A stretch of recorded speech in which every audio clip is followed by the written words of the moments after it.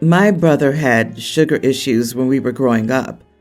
My parents did everything to try and save him from himself, including ignoring me and my sister to dedicate themselves to him. I guess it worked. They got him into rehab and he's clean and sober now. That is great for him. I, however, have a shattered relationship with my parents. He stole them from me. He stole them from Sis. He also stole thousands of dollars worth of my belongings. His wife recently passed away, and he isn't doing well. Our parents passed away during the global issue. He contacted me and asked if I would take his son if he died. I said no.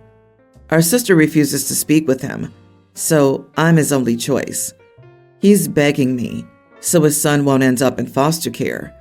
So I said I'd take his son if he paid me back for everything he ever stole from me. I told him only the monetary stuff would count, which he cannot afford to do. So my 1999 Jeep that I paid myself and he stole and crashed, and that my parents begged me not to report stolen so he wouldn't go to jail. My entire Uncanny X-Men comic collection, that sort of thing. I said he could never pay me back our parents missing my wedding because they were dealing with his BS. My wife says that I'm being too harsh and that an innocent child is involved. I can't look at that kid without thinking of everything his father did to me. I don't think I would provide a good home for him. He's probably better off in foster care. Am I the idiot for telling my brother to pay me back everything he stole from me if he needs a new father for his kid? Edit. I have no relationship with my nephew. I've bought him a Christmas gift or two.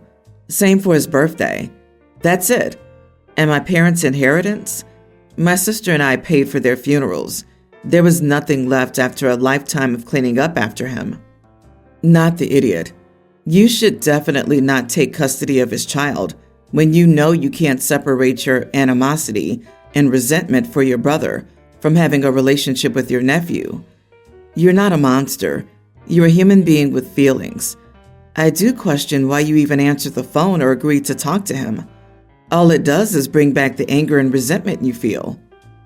The screw around phase is over, and now it's finding out time.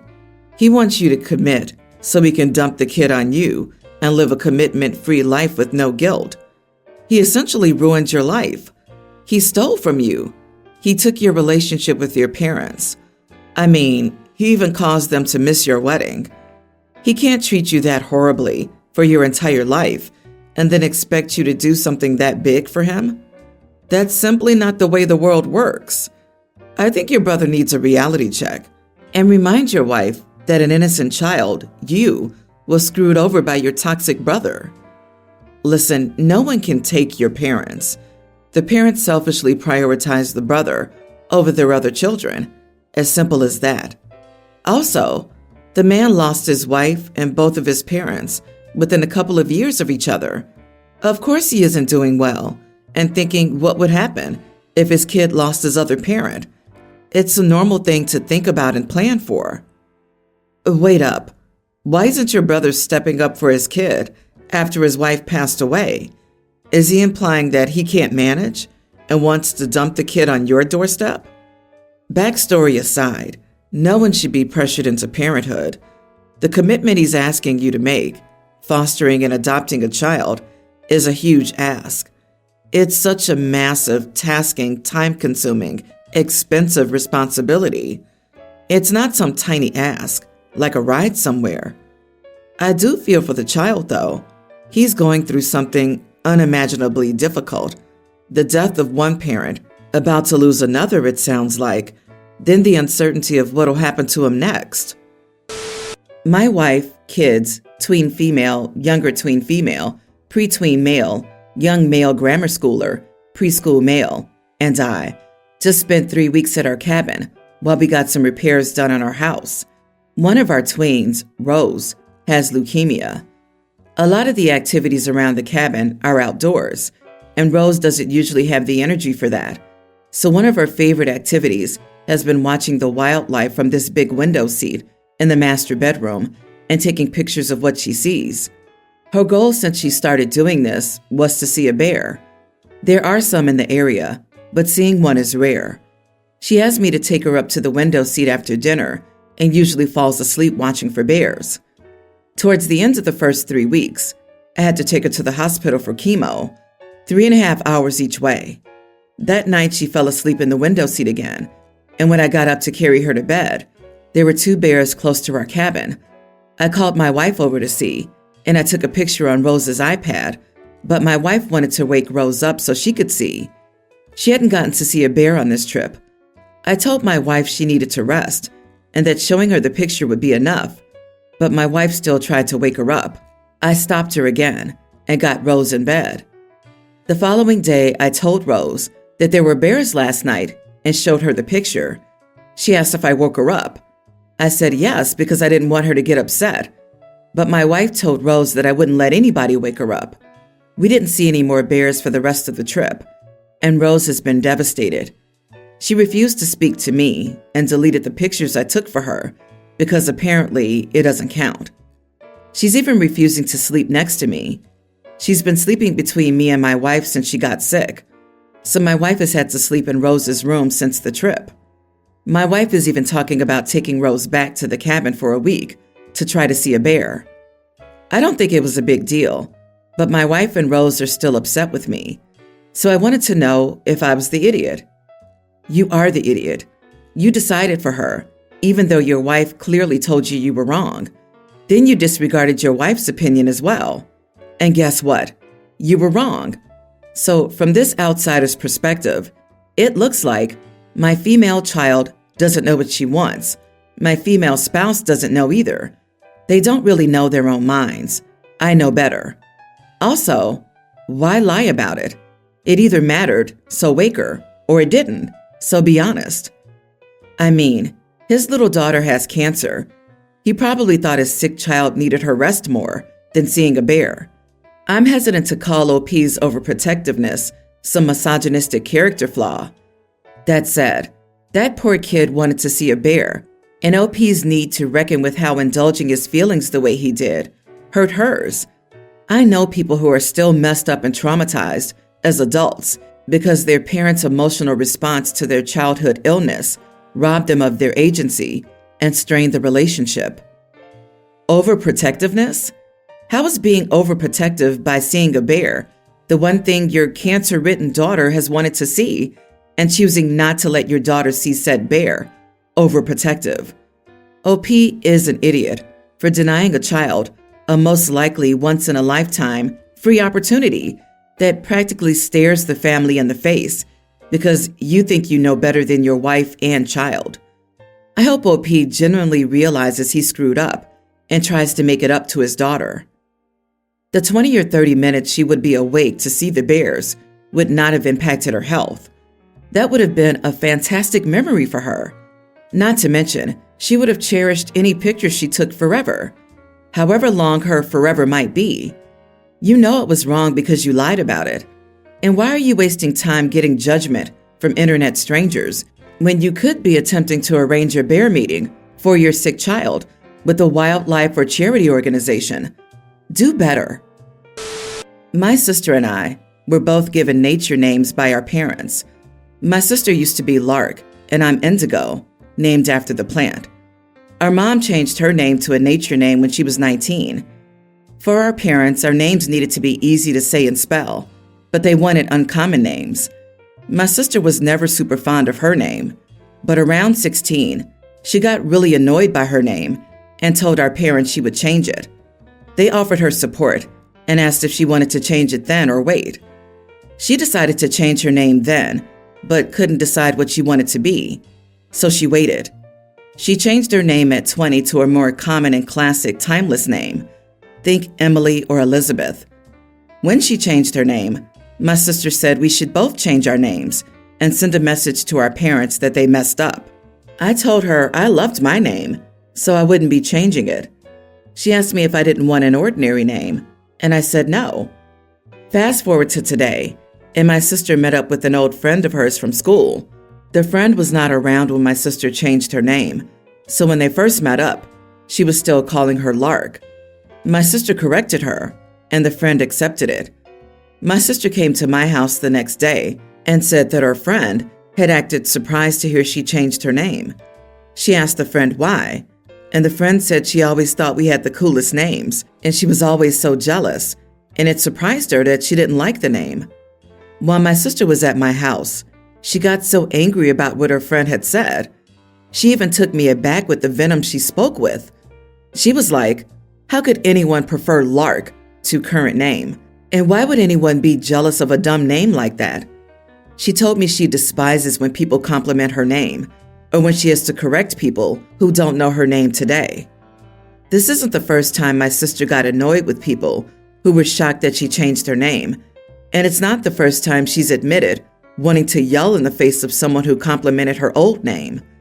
This time was the most angry she got, though, but it has been a thing for 5 years now.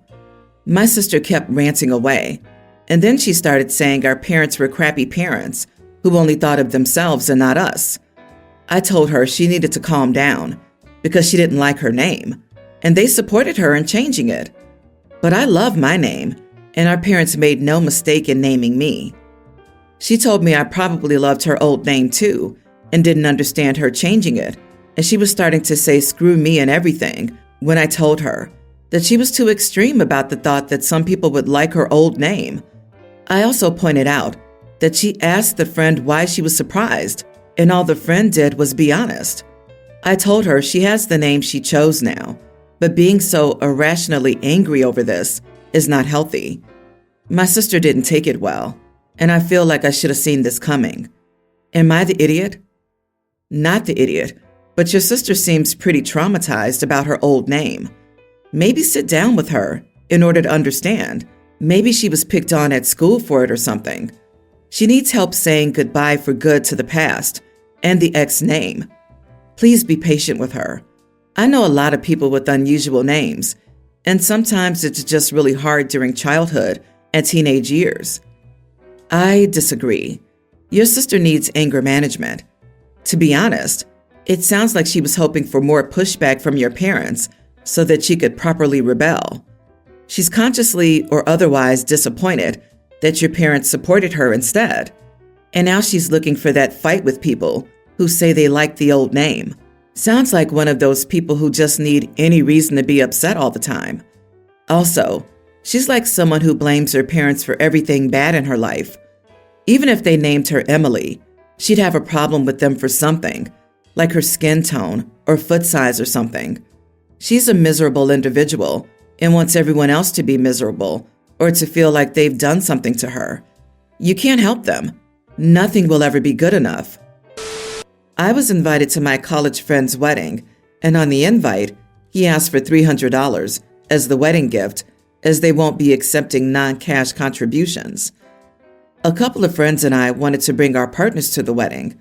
My friend said that if guests were to bring a +1, the +1 would have to pay a $300 attendance fee to cover their seat, as they weren't initially invited. My friend said that the wedding cost them $300 per person, so it would be fair for the +1 to pay for their attendance. After looking into the wedding venue, I found their pricing, and it was $250 per person, so $50 less per person, taking everything into account. I feel obligated to attend because my friend is insisting that I attend his wedding since it's a once-in-a-lifetime opportunity, and I should be there to support him and his bride. We thought our partners would be invited anyway when we first heard about the news because the groom knows them.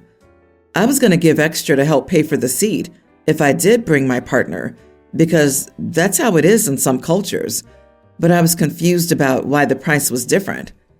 Am I the idiot if I asked my friend about the wedding guest attendance fee?